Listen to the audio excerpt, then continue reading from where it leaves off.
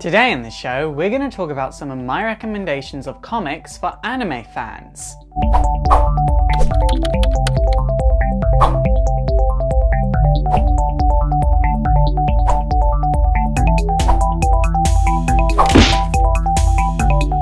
So I get asked a lot about what comics should people start on if they want to start reading comics?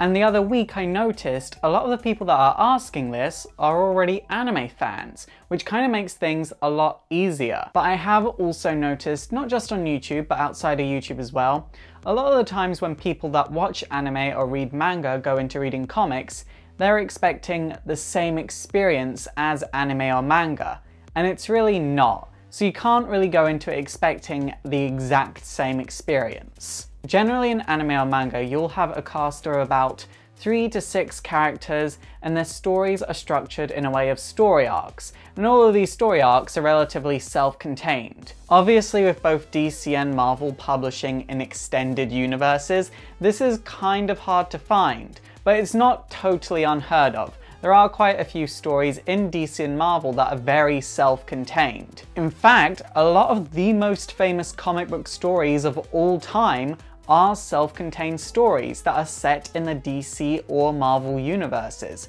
So you just kind of need to search a bit to find them. So first we have Final Crisis Dance. Now this one is actually very relevant to this video because this was written with manga and Japanese pop culture in mind. All the characters that you'll find in this are loosely based off the character types that you'll find in anime and manga, but obviously they do have their own sort of Western twists. It's about these teenagers that come together to form a group of heroes and they become the super young team, but they're not all that interested in doing good.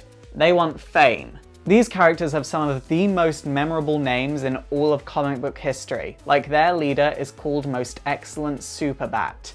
I did a history video on them, and the history video really did not do them justice. Like, you should pick this up. This is one of my favorite recommendations. My favorite thing about this comic is that, yes, these characters started for fame alone, but in these pages you see character growth. But in that character growth, all the characters maintain a level of narcissism, which is so true to life. Now, I want to stress here, although it's called Final Crisis Dance, you do not need to read Final Crisis to understand this story.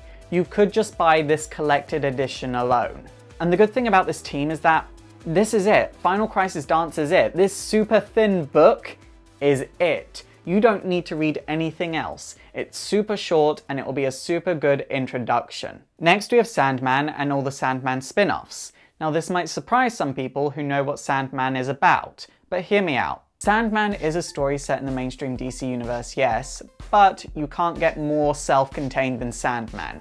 You don't need to read any other comics to understand what's going on in Sandman. Sandman is about a man named Morpheus who is the living personification of dreams, and one day an occult ritual is done and he is captured and held captive for 70 years. After the 70 years is up, he escapes, wreaks havoc on his captors, and has to start rebuilding his kingdom of dreams. Thing is, the series is actually structured in a very similar way to a lot of anime and manga, in the sense that it's done in a way where it's one story arc, a few short stories, the next story arc.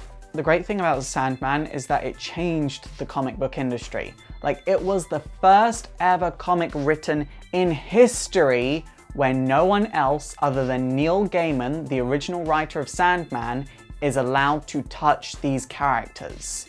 I will say though, unlike anime where it's usually got a core cast of about 3 to 6 people, the only core member of Sandman is Morpheus, and the cast around him changes quite a bit. You do get reoccurring characters such as the other Endless, but not nearly as much as you do in anime. But I think that's good because it's like a good balance between anime and comics. Sandman was around for a very, very long time, and in fact there's still a Sandman series running at the moment called Sandman Overture.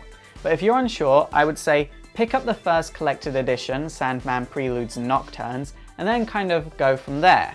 If you are the type of person that likes reading monthlies and you're thinking of tracking down the Sandman monthlies, don't even bother. Sandman #1 sells for about $700. I have done the history of death, which is Sandman's sister in the Sandman series, and she's the living personification of death. So if you want to know the general feel of Sandman, go and check out the history of death part 2. Next, and finally on this list, I recommend the Young Avengers. Now I recommend the Young Avengers over the Teen Titans because the Teen Titans were an ever-changing team, and they were anything but self-contained. The Young Avengers, you don't need to read a single comic before you read the Young Avengers. But when it comes to the Teen Titans, in 2006 we were still referencing storylines from like 1985.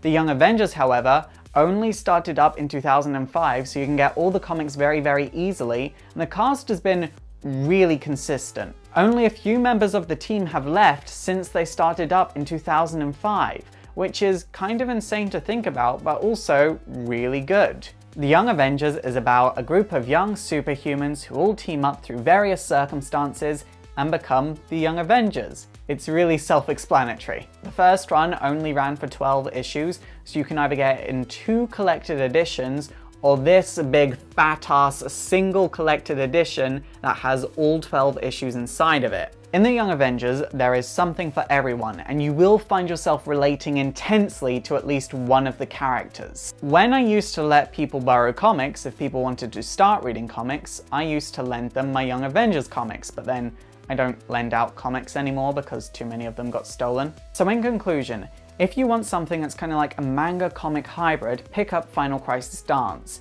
If you want something that's structured as if it was a manga, then pick up Sandman.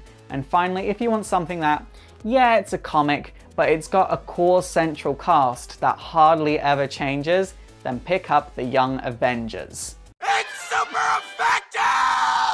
Okay guys, that is it for today. What comics would you recommend to anime and manga fans? And which of the mentioned comics is your favourite? Please let me know in the comments down below. And also don't forget to thumbs up and subscribe if you want to see more anime and comic videos. And also don't forget to like me on Facebook, follow me on Twitter, support the show by checking out my Patreon so I can make bigger and better and more history videos, and subscribe to my gaming channel. My name is Faust, this has been Exploring Comics, and it is super effective.